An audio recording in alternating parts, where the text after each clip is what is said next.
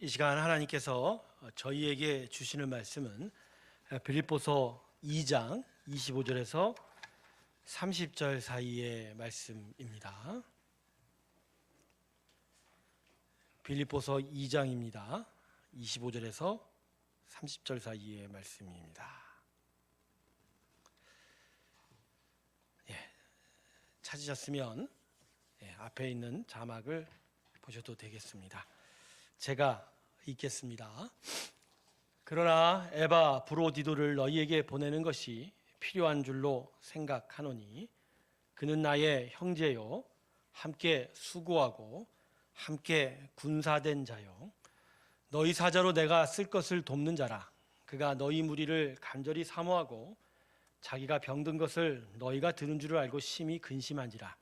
그가 병들어 죽게 되었으나 하나님이 그를 긍휼히 여기셨고 그뿐 아니라 또 나를 긍휼히 여기사 내 근심 위에 근심을 면하게 하셨느니라. 그러므로 내가 더욱 급히 그를 보낸 것은 너희로 그를 다시 보고 기뻐하게 하며 내 근심도 덜려 함이라. 이러므로 너희가 주 안에서 모든 기쁨으로 그를 영접하고 또 이와 같은 자들을 존귀히 여기라. 그가 그리스도의 일을 위하여 죽기에 이르러도 자기 목숨을 돌보지 아니한 것은 나를 섬기는 너희 일에 부족함을 채우려 함이니라. 하나님께 우리 영광의 박수 올려드리겠습니다. 아멘. 오늘도 여러분의 심령에 하나님의 은혜가 충만히 임하기를 주님의 이름으로 축원합니다. 잠깐 기도하겠습니다. 아버지, 오늘도 우리에게 말씀하여 주시고 우리의 영이 듣는 귀가 되게 하여 주셔서 하나님의 마음을 깨닫게 하여 주시옵소서. 예수님의 이름으로 기도드립니다. 아멘. 하나님께서 다윗을 새로운 이스라엘 왕으로 선택하셨을 때 사무엘 선지자에게 주신 유명한 말씀이 있죠. 사무엘상 16장 17절을 보면 여호와께서 사무엘에게 이르시되 그의 용모와 키를 보지 말라. 내가 이미 그를 버렸노라. 내가 보는 것은 사람과 같지 아니하니 사람은 외모를 보거니와 나 여호와는 중심을 보느니라 하느니라. 아멘. 사무엘 선지자가 하나님께서 명령하셔서 이제 사울 왕이 아닌 새로운 이스라엘 왕을 찾기 위해서 이스라엘 동네를 이제 방문하고 있었을 때 때마침 이새의 집으로 인도함을 받았습니다. 근데 거기서 사무엘 선지자가 이새의 큰 아들 엘리압을 보고 마음에 들어한 거예요. 아, 이가 하나님 찾는 새로운 왕인가? 그때 하나님께서 이 말씀을 준 거예요. 키가 크고 듬직해 보이고 용모가 아름다운 그 엘리압의 모습을 보고 사무엘이 그인 것 같아 생각했지만 하나님 뭐라고 말씀하시죠? 나는 용모를 보지 않고 외모를 보지 않거니와 나 여호와는 중심을 보느니라. 이렇게. 그러면 여러분 이 말씀에서 하나님께서 외모가 아니라 중심을 보신다라는 것이 정말 의미하는 바가 무엇일까요? 우리는 외모는 어떤 외양, 중심은 마음을 본다, 뭐 이런 식으로 생각을 하는데 정확하게 히브리어로 번역을 하면요, 이 외모에 해당되는 히브리어가 아인이라는 단어인데 육체의 눈을 의미합니다. 그리고 중심에 해당하는 히브리어가 레브라고 해서요, 마음의 눈을 의미하는 거예요. 그러니까 이런 거예요. 사람은 육체의 눈으로 보지만 나 여호와는 마음의 눈으로 본다. 그래서 너희는 육체의 눈으로 눈에 보여지는 대로 외적 용모, 신장, 학력, 뭐 출신 배경들을 보겠지만 나는 마음의 눈으로 그 안에 내면의 신앙을 보고 그 인격을 본다. 이렇게 말씀하는 거예요. 여러분, 그래서 하나님께서는 우리와는 다른 시선과 판단 척도를 가지고 계십니다. 하나님께서는 우리 사람과는 다른 것에 주목하세요. 우리와는 다른 것에 관심을 두고 계십니다. 우리가 판단하는 것과는 다른 기준을 가지고 계시는 분이 바로 우리 하나님입니다. 할렐루야. 그래서 여러분, 우리가 하나님을 알아야죠. 하나님을 배우고 하나님이 누구신지를 아는 게 중요할 때 하나님을 아는 지식 중에 중요한 하나가 하나님의 판단 기준이 우리와 전혀 다르다라는 것을 깨달아야 합니다. 바리새인들이 바로 이 부분에서 실패한 자들이에요. 하나님의 아는 지식에서 실패한 자예요. 그들은 열심은 있었어요. 얼마나 열심이 많았습니까? 하지만 하나님이 원하시고 기뻐하는 것에 대한 열심이 아니라 엉뚱한 데 열심을 가지고 있게 되었죠. 그래서 예수님이 이들을 향해서 뭐라고 얘기하시죠? 나더러 주여 주여 하는 자마다 천국에 다 들어가는 것이 아니요, 다만 하늘에 계신 아버지의 뜻대로 행하는 자. 즉 그 뜻대로, 그분이 바라고 그분이 원하고 그분이 판단하고 그 뜻대로 살아가는 일이 바로 우리에게 필요하다. 그 지식이 우리에게 필요하다는 것을 알려주는 것이죠. 오늘 말씀은 바로 이것에 관한 말씀입니다. 자, 오늘 본문 29절 우리 다 함께 한 목소리로 같이 읽어주셨으면 합니다. 본문 29절 같이 한번 읽습니다. 시작.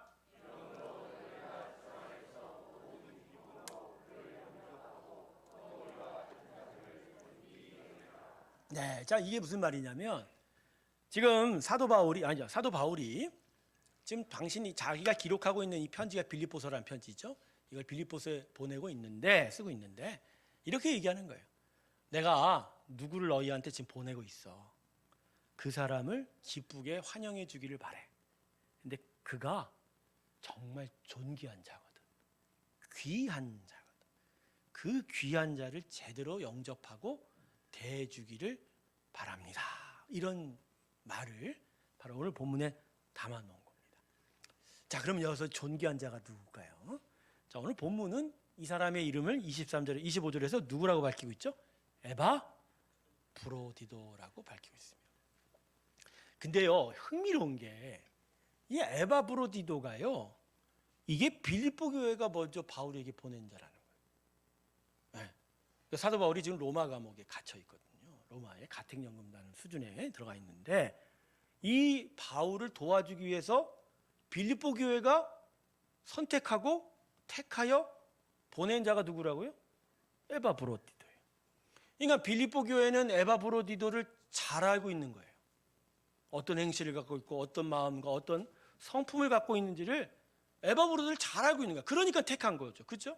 그러니까 사도 바울을 돕게 만든 거 아닙니까? 그러니까 빌립보 교회가 사실 에바 브로디도를 잘 알고 있다고, 그죠? 우린 여겨야 됩니다. 그런데 오늘 본문을 보면 뉘앙스가요, 바울은 빌립보 교회보다 이 사람을 더 잘한다고 생각하는 것 같아요. 그래서 이 사람이 얼마나 귀한지 너희가 아느냐? 이 사람 보내면 정말 귀한 대접해주라. 정말 존귀한 자다. 이렇게 얘기하는 거예요. 자, 여러분, 도대체 에바 브로디도가 어떤 자였기에 바울은 이 사람에 대해서 확신을 하면서 오히려 그를 보냈던 빌립보 교회가 훨씬 더 귀하게 이 사람을 대해달라고 요청을 하고 있을까? 자, 에바 브로디도에 대해서 좀 우리가 살펴봐야 되는데, 좀 전에 말씀드렸듯이 이 사람은 빌립보 교회가 바울을 돕기 위해서 바울에게 보낸 자였는데 두 가지 일을 돕기 위해서 보낸 자예요. 첫 번째는 이 감옥에서의 수용 생활에 필요한 물건들을 전달해 주러 간 사람입니다. 아마도 빌립보 교회가 로마에 갇혔던 바울의 소식을 듣고 여러 돈과 물질들을 모았나 봐요. 그걸 가지고 저 그리스 북쪽의 마게도니아의 빌립보에서 이탈리아 반도로 넘어와 로마까지 운반해 줄 사람이 필요한 거예요. 그 일을 누가 했다고? 에바 브로디도가 했습니다. 근데 이것만 하지 않았어요. 더 중요한 일이 하나 있습니다. 이게 뭐냐면 감옥에 갇힌 바울을 바로 옆에서 도와주고 섬겨주는 일종의 몸종, 도우미의 역할을 한 겁니다. 근데 목사님, 어떻게 감옥에 들어갈 수 있을까요? 근데 당시 사도 바울은 1차 투옥이었어요. 로마에 2번 갇혔었는데, 로마 감옥에. 근데 1차 이 투옥은요, 일종의 가택연금 수준이었어요. 뭐 지하 감옥과 같은 그런 감옥이 아니라 하나의 단독주택에 병비병들이 그 앞에 서서 지키는 가택연금 수준. 그래서 그 안에서는 자기 마음대로 할 수 있고, 심지어 사람이 들어와서 같이 살 수도 있는 그런 수준의 연금 수준이었던 것 같아요. 그러니까 에바 브로디도가 바로 그 사도 바울과 같이 가택연금을 같이 당한 거예요. 그 안에서 감시를 같이 받으면서 바울을 섬겨주게 된 거죠. 근데 안타깝게도 이 에바 브로디도가 로마에 도착한 후 얼마 못 돼서 큰 병에 걸리게 됩니다.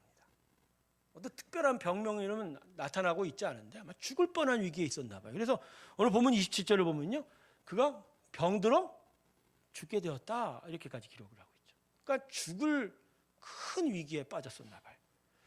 자, 이렇게 되면 바울도 그렇고 에바브로디도도 그렇고 서로 불편한 상황이 됩니다. 자, 바울은 먼저 27절에 이런 표현을 해요. 내 근심 위에 근심이라는 이야기를 쓰고 있는데, 자기는 지금 감옥에 갇혔지만 복음을 어떻게 더 잘 전할까, 세계를 향하여 복음을 어떻게 전파할까에 대한 그 관심이 있는, 거기에 대해 염려하고 고민하고 있는 차에 자기를 도우러 온 자가 오히려 아파버리니까 에바브로디도를 살펴주는 일까지 생긴 거예요. 이 사람을 돌보아주는 근심과 수고가 더해졌다, 이런 이야기를 하는 거예요.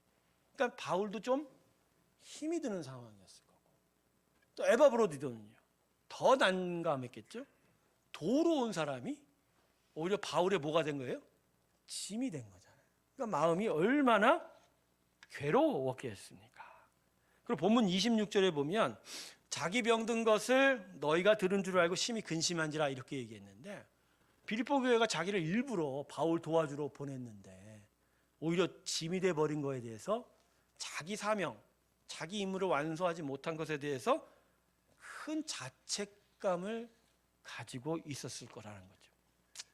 그래서 다행히도 에바브로디도가 기적적으로 하나님의 긍휼하심으로 나음을 입게 되었어요. 살아났어요. 하지만 가까스로 병석에서 일어났지 기력은 아직 힘이 딸리겠죠. 여전히 바울을 도와줄 수 있는 형편이 안 된 것 같고, 거기다가 아픈 몸으로 타지에 있다 보니까 일종의 향수병 같은 것이 생겼나 봐요. 집에 가고 싶다, 엄마 아빠가 보고 싶다, 친구가 보고 싶다.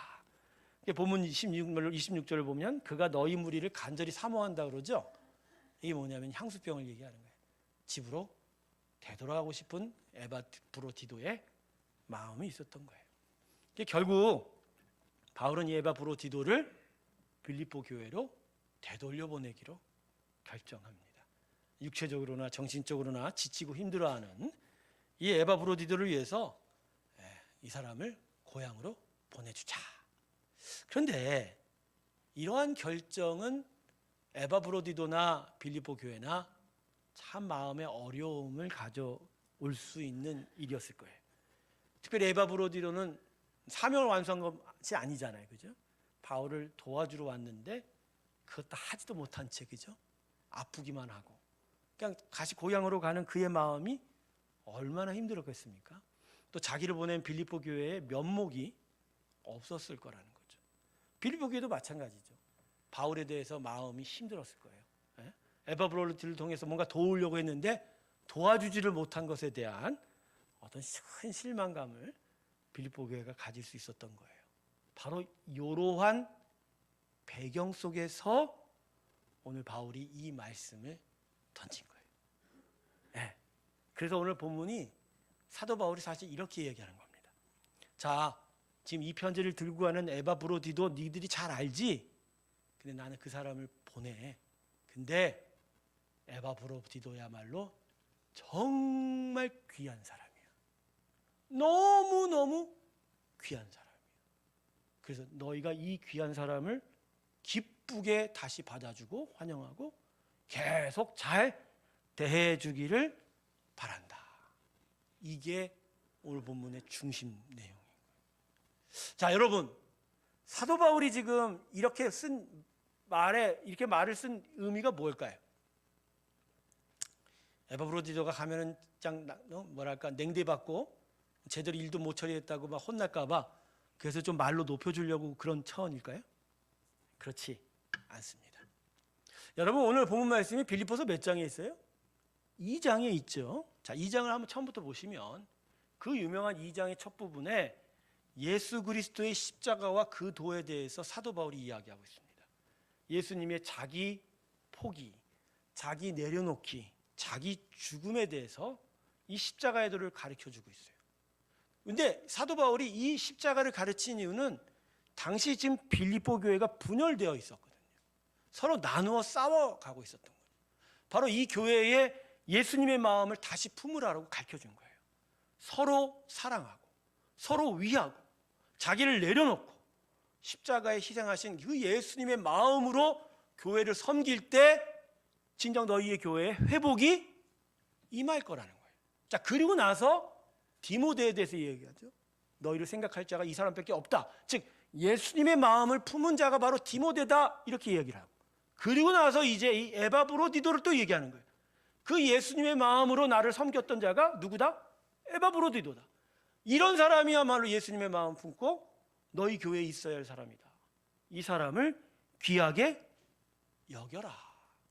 그러니까 여러분, 바울이요 그냥 높여주려고 말로 한 게 아니고요, 진짜 에바브로디도를 귀하게 본 거예요. 하나님이 바울을 통해서 에바브로디도가 귀하다라고 확인해 준 겁니다. 그래서 이 사람을 귀하게 여겨달라고 그 교회에 강력하게 요청할 수 있는 거예요. 오늘 말씀은 하나님께서 에바브로디도를 존귀한 자로 여기는 것을 통해서 하나님께서 우리를 보는 관점이 어디에 있는지를 가르쳐주고 있습니다. 사실 에바브로디도가 그죠, 바울을 도우러 왔지만 아무것도 한 게 없잖아요. 아프기만 하잖아요. 근데 아프기만 하고 그냥 다시 고향으로 되돌아간 에바브로디도를 지금 하나님께서 바울을 통해서 뭐라고 얘기하세요? 귀하다라고 이야기하셨다는 거. 무언가 하나님이 보는 관점이 다르잖아요. 여러분은 여러분에게 뭘 해줄 사람이 제대로 안 해주면 그거를 보고 여러분 귀하다고 얘기해요, 안 해요? 안 할걸요? 똑바로 일도 못한다 그러지. 근데 이렇게 말씀하신 이유가 무엇일까? 제가 오늘도 말씀의 서두부터 얘기했지만 하나님이 보는 관점이 우리와 다르다. 그분의 판단 기준과 척도가 우리와 다르다. 사람은 육체의 눈으로 보거니와 하나님은 마음의 눈으로 보신다. 바로 그걸 우리에게 가르쳐주고 있는 거죠. 저는 그런 점에서 하나님께서 갖고 계시는 기준 중에 제일 큰 기준이 우리의 삶의 결과보다 과정을 귀하게 보신다는 거예요. 할렐루야. 삶의 결과보다 뭘 중요하게 본다고요? 결과에 집착하고 주목하는 우리의 판단 기준과 다르게 하나님께서는 우리들이 이루어가는 과정에 주목하신 거예요. 인간사를 보면 딱 알아요. 로또가 제일 중요하죠. 로또 맞으면 너무나 기뻐하죠. 오늘 만약 여러분 로또가 되면 마음이 어떻겠어요? 기뻐하지 슬퍼할 사람은 아무도 없을걸요? 로또 맞은 거에 슬퍼하시길 주님의 축원합니다. 그냥 얻은 이익이 마냥 좋을까요? 여러분에게 물어볼게요. 그냥 얻은 이익이 마냥 좋을까요? 예전에 수능을 위해서 기도했던 때가 있었어요. 처음 목회자 때. 그때 제 입에서 어떤 기도가 나왔었냐면 이렇게 굴려도 저렇게 굴려도 맞게 해주시라고. 엄청 혼났어요. 제가 엄청 혼났어요, 하나님한테. 왜 그럴까요? 그래서 공부를 잘하고 학교를 잘 간들 그게 그 사람한테 진짜 유익일까요? 응? 그러니까 오늘 내가 로또를 맞아서 몇 억을 받았어. 물론 하나님의 선한 뜻이 있는지는 모르겠지만 그게 마냥 좋냐고요. 결과에 주목하고 집착하는 우리의 옛적 삶의 모습이지, 하나님이 우리에게 관심 두는 건 그 이루어가는 뭐다? 과정인 거예요. 그래서 오늘 두 가지로 이걸 좀 나눠보려고 합니다.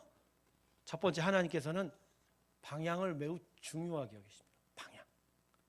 자, 여러분 믿음의 삶에서 방향이 뭐죠? 하나님의 뜻과 하나님의 영광을 향한 우리의 관심과 시선을 말하는 거예요. 다른 말로 하면 신앙의 동기와 목적인 거죠. 자, 여러분 에바브로디도가 병이 걸려서 바울을 제대로 돕지 못했음에도 하나님께서 이 사람을 존귀하게 여긴 이유가 뭐죠? 여러분 에바브로디도가 저 먼 곳에서 로마로 날아온 이유가 뭐예요? 자기가 중요하고 자기에게 시선 둔 자가 아니라 뭐에 시선을 둔 자예요? 하나님에게. 하나님의 복음, 하나님의 복음 전파를 위해서, 그의 종을 위해서 자기가 마음을 들였기에, 그 신앙의 동기와 목적이 있었기에, 그래서 저 먼 곳에서 로마로 올 수가 있었던 거예요. 있었던 거예요. 그것이 아니었으면 에바브로디도가 올 수 있겠어요? 더더군다나 로마에서 지금 그가 어디에 있어요? 바울과 같이 있는데 그것이 일종의 감옥이란 말이에요. 가택연금 안에 들어가 있어요. 그래서 경비병들의 관리를 받아야 돼요. 몸 수색을 받아야 돼요. 스스로 갇힌 자가 될 수 있을 그 고난에 에바브로디도가 기꺼이 들어간 이유가 그의 마음의 신앙의 동기가 자기에게 있어요? 하나님께 있어요? 하나님은 이걸 보시는 거예요. 비가 불쌍해 안타깝게도 병이 걸려서 아무런 도움이 못 됐지만 에바브로디도가 가졌던 그 신앙의 동기와 목적, 그 방향에 대해서 하나님이 인정하시는 거예요. 인정하시는 거예요. 여러분, 아담이 하나님 앞에서 범죄한 게 어디에 초점이 있습니까? 선악과를 먹은 게 죄예요? 그거는 죄의 결과예요. 외양으로 드러난 결과일 뿐이에요. 아담이 범한 죄는 어디서 일어난 거예요? 마음에서. 먹지 말라는 하나님의 말씀을 제쳐두고 하나님의 그 뜻과 마음으로 결정한 게 아니라 내 마음으로 결정해버린. 특별히 선악과를 먹을 때 아담이 뭐라고 생각하면서 먹었어요? 이거 먹으면 맛있겠다고 먹었을까요? 여러분, 제가 분명히 말씀드립니다. 내가 배가 고프고요, 이거 진짜 맛있을 것 같은데 내가 먹을게요. 그랬으면 절대 하나님 아담한테 아무 말 안 하셨어요. 다윗이 사울왕한테 쫓겼을 때 성소에 갔어요. 배고팠어요. 제사장이 아침에 성소에 올려놓은 떡들이 남은 게 있다. 그거 갖다 줄게 해서 그 떡을 먹었어요. 근데 원래 율법에 그 떡 먹으면 돼요, 안 돼요? 안 돼요. 근데 하나님은 용서하셨어요. 왜 그럴까요? 마음이 당장 배고픈다는데 하나님은 당장 배고프면 떡을 주십니다. 그게 문제가 아니에요. 마음에 뭐죠? 네, 하나님과 같이 보고자 하는 아담의 배반된 마음이 죄라는 거예요. 즉 하나님이 우리 가운데 보시는 게 결국 이 부분인 거예요. 이 부분인 거예요. 겉으로 드러난 게 아니라 이 안에 이 마음이 어떤 동기와 어떤 목적과 어떤 방향을 가지고 있는지 하나님은 언제나 그걸 바라보고 계신다. 그래서 아까 로또 얘기를 했죠. 로또 얘기를 했죠. 결국 우리가 잘못된 게 뭐죠? 뭐 어떻게 하든 돈만 얻으면 되라고 하는 이 결과 중심론적인 생각이 하나님이 제일 싫어하시는 거예요. 자, 세상에 많은 부조리와 죄들이 결국 뭐 때문에 일어나요? 야, 조금만 뭐 잘못하자. 어쨌든 간에 뭐 되고 나면 다 좋잖아. 이런 은밀한 생각들이잖아요. 부정을 저지르고 부패를 저지르고 법을 어기고 다른 사람을 짓밟는 그 은밀한 일을 해서라도 내가 내 손에 한몫을 얻고 내가 얻고 싶은 걸 얻으면 그게 됩니까, 안 됩니까? 대답을 하세요, 여러분. 바로 이거예요, 여러분. 하나님이 보시는 판단 기준은 바로 여기에 있는 거예요. 하나님께서는 그 모든 일에 우선적으로 우리의 마음의 동기와 목적을 분명하게 보고 계시다. 사실 결과라는 건 하나님의 섭리 안에 있어요. 하나님께서 그 결과는 당신의 주권적인 뜻 안에 있는 거예요. 가령 어떤 사람이 죽었다고 칩시다. 죽음 자체는 우리가 참 어렵고 힘들어해요. 하지만 죽음조차도 하나님의 선한 뜻이 있어요. 육체 죽음으로 다 끝나는 게 아니거든요. 그 죽음을 영광스럽게 하시고 그걸 통해서 오히려 하나님의 선하고 귀한 일들이 나타나게 하는 하나님의 역사가 있어요. 그래서 여러분, 되어져 가는 것들이 하나님의 결과에서는 하나님의 주권이라. 그래서 여러분, 우리의 삶의 결과를 하나님 보지 않으세요. 그건 자기가 책임지실 뿐이에요, 하나님. 그래서 우리에게 하나님께서 보시는 게 뭐죠?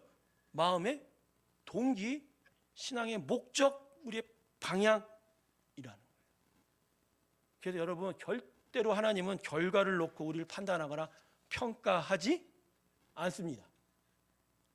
부자가 되어서 잘 됐다고 얘기도 안 하고 높이 되어서 잘 됐다고 얘기하지도 않고 우리가 어떤 많은 기도들이 있죠. 목사님, 우리 아이들이 열심히 하나님 은혜 받아서 높이 되고 힘 있고 부자 되게 해주세요. 그걸 한편에서 그러죠. 야, 예수님 제대로 믿었는데 제대로 살지 못하고 부조자도 되지 못하고 힘도 없는데 도대체 너 어떻게 살았냐 이렇게 얘기하는 사람도 있어요. 맞아요, 틀려요? 맞아요, 틀려요, 여러분? 틀려요. 예수님 잘 믿는다 부자 돼요? 안 된다니까. 결과는 누구한테 있다? 그러나 그걸 이루어가는 과정에 하나님을 바라고 하나님께 마음을 두고 하나님 기뻐하신 뜻을 향하여 내 마음의 방향을 드러낼 수 있는 이 부분들, 하나님 그걸 통해서 그의 안에 하나님의 나라가 있는지 하나님의 영광이 있는지를 보는 거예요. 우리가 교회 부흥을 원하고 교회 성장을 원합니다. 안 원하는 사람은 없을 거예요. 근데 이것을 원할 때 그 마음의 동기와 목적이 분명해야 돼요. 다른 사람들 앞에 보여줄 만큼 뭔가 시설이 좋고 가진 것이 많고 이러려니까 많이 모여야 되고, 그래서 또 많은 재물을 통해서 뭔가 이루어보려고 하는 그런 마음이 있다면 여러분, 하나님은 그 부흥을 인정해요, 안 해요? 안 해요. 그냥 사람들이 많이 모인다 그러는 거예요. 사람이 많이 모이는 건 교회하고 상관이 있어요, 없어요? 많이 모이면 독감만 많이 퍼져요. 그러나 교회 부흥을 원할 때 우리의 마음의 중심이 뭐가 있어야 돼요? 하나님이 진짜 영광 받으시고 하나님이 정말 기뻐하시냐, 정말 하나님의 나라가 이 안에 있기를 바라는 간절한 마음입니다. 근데 여러분, 그 마음으로 교회 부흥을 원하잖아요. 이미 그 심령은 부흥된 그 심령입니다. 할렐루야. 그걸 가리켜서 우리가 하나님의 영광이 임하고 하나님의 부흥이 임했다라고 이야기해요. 여러분, 오늘 우리가 예배를 드리는데 오늘 우리 예배가 하나님 다 받으시길 저는 원합니다. 그런데 오늘 이 예배도 마찬가지예요. 여러분이 보여주는 이 외양의 모습에 하나님 속을까요, 안 속을까요? 속아요? 안 속아요. 몇 번이고 거듭 얘기합니다. 예배는 드리는 게 초점이 아니라 하나님이 받으시는 게 초점이에요. 즉 내 마음의 이 중심이 예수 그리스도의 이름으로 하나님 주신 구원의 은혜에 감사하며, 그리고 그 은혜를 존귀 여기고 그 은혜 받기를 다시 정말 하나님께 간절히 바라는 마음, 단 한 절의 찬양을 불러도 기쁘게 부르는 거예요. 잘 부르든 못 부르든만 상관없어요. 그리고 하나님의 말씀을 과감하게 선포하는 거예요. 잘하든 못하든이 아니라 중요한, 바로 그러한 마음의 방향으로 서 있을 때 하나님은 우리 예배를 받으십니다. 그런데 이게 우리 예배가 그냥 주일 됐으니까 나가야지, 그냥 여기 와서 여기에 무슨 소리가 들어오는지도 전혀 생각 없이 그냥 앉아있기만 하고 그냥 다른 사람들과의 모습 속에서 여러분이 그냥 서 있기만 하는 그런 외향이면 하나님 그 예배를 안 받으시는 거예요. 그러니까 하나님이 우리에게 원하시는 건 과정입니다. 결과가 아닌 거예요. 그래서 여러분, 우리는 진실되게 살아야 됩니다. 어떻게 살아야 된다고? 이 마음이 그대로 외양으로 나오고, 그리고 하나님 앞에 안과 뒤가, 안과 밖이 같고 앞과 뒤가 똑같고 어떻게든지 결과만 좋으면 된다라는 그런 사고방식으로는 결코 안 된다라는 거예요. 하나님은 오늘도 우리의 심령을 꿰뚫어 보십니다. 그래서 우리 마음이 진짜 하나님께로 가 있는지 말입니다. 그냥 전 때때로요, 성도님들이 어떤 부분에서 솔직했으면 좋겠어요. 무슨 얘기냐면, 마음에 그래요, 신앙인답지 않은 생각을 할 수 있어요. 믿거든 누가 미워. 그래서 그 미움이 그냥 바깥으로 그냥 드러났어. 근데 그걸 뭐라고 변명해요? 이 이유 저 이유 대고서 그거를 가리려고 그래요. 하나님은 그걸 싫어하시는 거예요. 이 안에 밉잖아요. 미움이 가득한 행동이 나왔어요. 그러면 이야기할 때 뭐라고 하면 돼요? 나 쟤 미워서 그랬어요 라가 훨씬 정답이에요. 외려 하나님은 그걸 용서하세요. 그런데 미워서 정말 하나님 원치 않는 마음으로 했는데 사람들과 하나님 앞에는 뭐라고 얘기해요? 아니에요, 이러이러한 이유가 있어요 이러고 얘기하는. 여러분, 하나님은 우리에게 속지 않습니다, 여러분. 안 속아요. 우리는 변장, 화장, 포장, 그죠? 먼장 다 해도 다 속이려고 그러죠? 우린 서로 속을 거예요. 저도 우리 권사님들 얼굴 다 맨 얼굴은 내가 다 보지는 않았어요. 그런데 하나님은 절대 안 속아요. 하나님은 무엇보다 우리 안에 마음을 감찰하고 계시는 거예요. 다시 한번 말씀드립니다. 언제나 진실되게 사시길 주님의 이름으로 축원합니다. 하나님이 그걸 우리를 보고 계시는 기준이다. 두 번째, 하나님께서 무엇을 또 귀하게 여기시냐? 자세와 태도를 중요하게 보신다. 신앙의 삶에 있어서 자세와 태도라는 건 하나님의 영광을 위한 우리의 삶의 내용을 얘기합니다. 삶의 내용. 자, 본문 25절을 보면요, 바울이 에바브로디도를 부르는 말씀들이 있습니다. 뭐라고 얘기하냐면, 그는 나의 형제요, 그죠? 함께 수고한 자, 함께 싸우는 군사, 복음의 메신저, 나를 돕는 자. 자, 여러분, 이러한 표현의 공통점이 뭐죠? 여러 가지로 볼 수 있겠지만 저는 자신이 아니라 하나님을 사랑하는 자, 그래서 자신의 이웃과 친구들을 사랑하여 언제나 그들과 함께 할 수 있는 자, 저는 이 공통점을 발견합니다. 바울이 그것을 확인해줘요. 본문 30절 보면, 그가 그리스도의 일을 위하여 죽기에 이르러도 자기 목숨을 돌보지 않아요. 그죠? 하나님을 사랑했기 때문에 로마로 올 수 있었고, 큰 병을 걸릴 수도 있는 그 상황이 있음에도 불구하고 그는 먼 타지에 와서 바울과 함께 갇히기를 마다하지 않았던 거. 바로 에바브로디도 마음 안에 무엇이 있었던 거예요? 하나님을 사랑한 것이 있었어요. 하나님을 사랑하니 이웃과 친구들의 어려움에 기꺼이 동참할 수 있는 일이 나타나게 된다. 저는 이걸 통해서 하나님이 에바브로디도에게 이걸 보신 거예요. 그가 별로 이룬 건 없어도 그의 삶의 자세가 제대로 서 있었던 거예요. 에바브로디도는 이루려 하는 자가 아니라 사랑하려고 했던 자였습니다. 신앙인의 기본적인 삶의 자세와 태도는 사랑하는 자입니다. 할렐루야. 사랑하는 것이 삶의 중요한 자세인 거예요.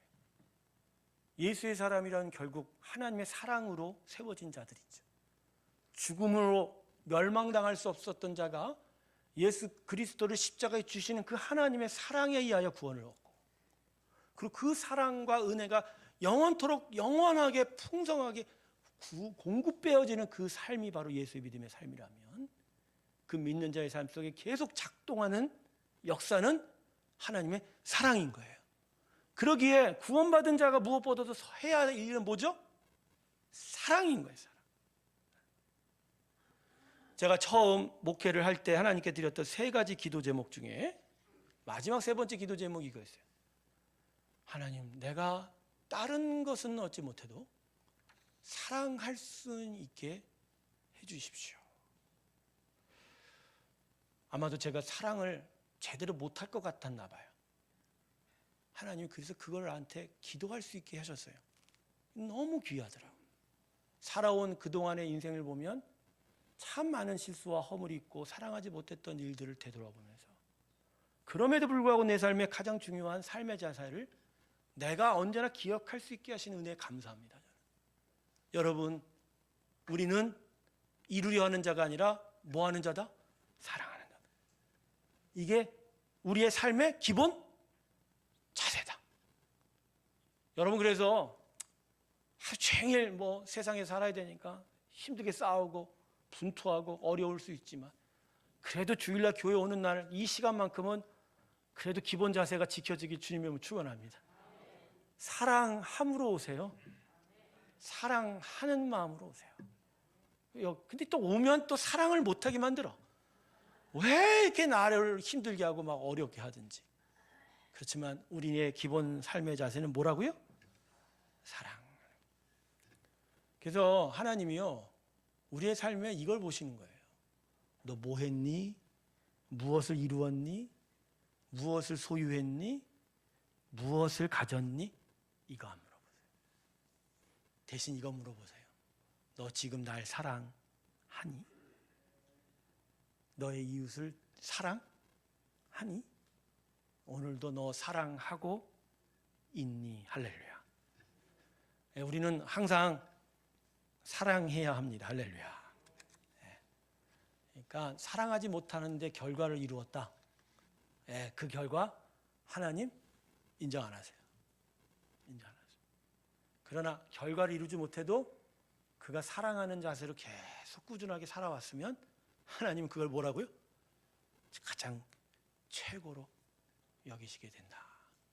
우리 새롭게 성도들이 바로 이와 같은 삶의 기준들이 있기를 소망합니다. 사랑하는 자 되시길 주님의 이름으로 축원합니다. 말씀을 정리하겠습니다. 하나님은 결과보다 방향과 태도를 중요하게 여기십니다. 과정이 좋다면 결과가 신통치 못해도 개의치 않으시는 분이세요. 결과는 하나님 손에 있기 때문에 언제나 뒤집을 수 있어요. 중요한 건 무엇보다 먼저 우리 마음의 방향 말입니다. 예수님의 은혜와 복음과 하나님의 영광과 뜻을 위해서 그 마음의 동기와 방향부터 제대로 세워갈 때 하나님은 정말로 우리를 존귀하게 여겨주실 줄로 믿습니다. 두 번째, 언제나 사랑하는 자로 살기를 바랍니다. 우리의 신앙의 기본적인 자세가 뭐라고요? 사랑하는 거다. 우리가 사랑할 때 하나님은 우리 가운데 임하실 것입니다. 하나님 분명히 말씀하셨어요. 예수님, 너희가 하나님을 사랑하고 나를 사랑하는 그 가운데 나도 너희를 사랑하는 가운데 임하리라.